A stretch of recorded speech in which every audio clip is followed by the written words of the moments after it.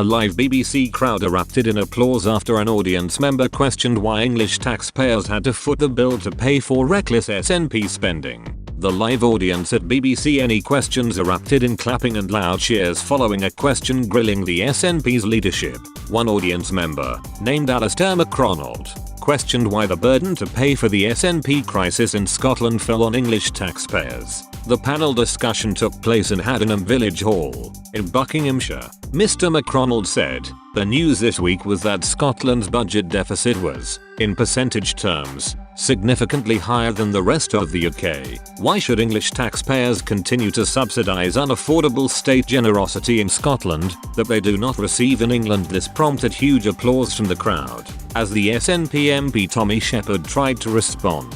Scotland's budget deficit ballooned to 22.4% of economic output in 2020 to 2021, highlighting the scale of the challenge the country would face if it became independent. He said, "That is not being paid for by the English taxpayer. It is being paid for by the massive UK debt which the current government is running up." Public spending per person in Scotland was £18,144, £1,828 higher than the UK average. Mr. Shepherd said the complaint was an argument for independence as Scotland wants to run the country for themselves, run things much better, and the country would be much better as a result. The editor of The Spectator, Fraser Nelson, responded, "The spending per head in Scotland is something like £1,800 higher than it is in England. That is why you might get higher support for Scottish independence here than you would in Scotland right now." On Friday, the SNP and the Scottish Greens agreed to hold an independence referendum within the first half of the 5-year parliamentary term.